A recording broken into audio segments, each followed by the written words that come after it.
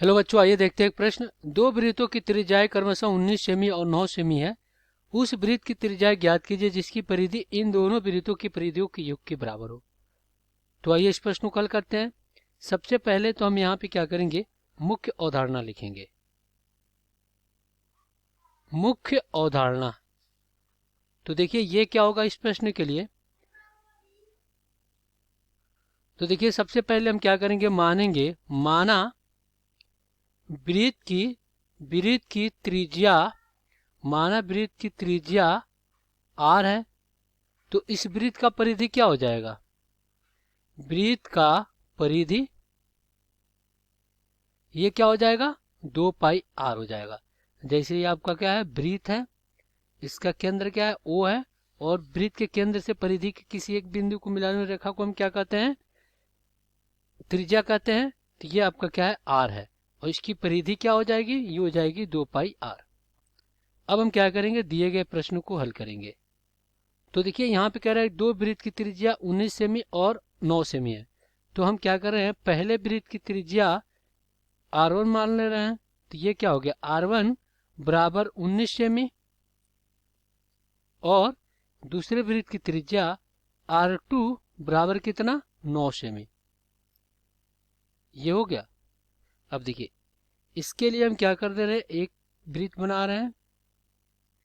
ये वृत्त है और इसका केंद्र है O, और ये क्या है, किसी बिंदु B पे मिल रहा है। तो ये क्या आपका r1, तो ये कितना है, 19 सेमी, 19 सेमी। अब इसकी परिधि क्या हो जाएगी, 2r1, यही तो होगा परिधि। अगर लिखें परिधि तो ये क्या हो जाएगा, 2 पाई r1। और एक वृत्त क्या हो गया, ये हो गया, एक वृत्त ये हो गया जिसका केंद्र O है और इसको हम C मान ले रहे हैं। और ये क्या आपका r2 है।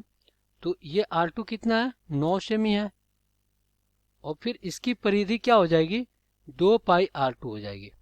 अब कह रहा है कि एक ऐसा वृत्त की त्रिज्या ज्ञात कीजिए जो इन दोनों वृत्त के परिधियों के योग के बराबर हो।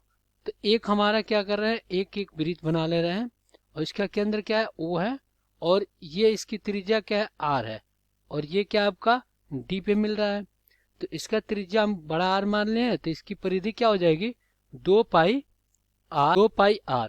अब कह रहा है कि इन दोनों का योग इसके बराबर हो, इन दोनों के परिधियों का योग क्या हो, इसके बराबर हो। तो इसके लिए हम क्या, अब प्रश्न में कह रहा है कि इन दोनों के परिधियों का योग इस वृत्त के परिधि के बराबर हो। तो यहाँ पे क्या हो जाएगा, यहाँ पे हो जाएगा प्रश्ना अनुसार क्या हो जाएगा, ये हो जाएगा 2 पाई r1 प्लस 2 पाई r2, और बराबर में क्या हो जाएगा, 2 पाई r। अब हम क्या करेंगे, यहाँ पे अब 2 पाई को बाहर ले लेंगे। तो क्या हो जाएगा, r1 प्लस r2, और बराबर में क्या हो जाएगा, 2 पाई r। और ये देखिए क्या हो जाएगा, कट जाएगा।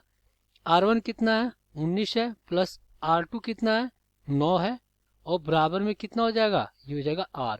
तो यहाँ से r कितना आ जाएगा, ये आ जाएगा, अगर हम इसको जोड़ते हैं तो कितना हो जाएगा, 28 सेमी। तो यही क्या हो गया, वृत्त की त्रिज्या हो गया।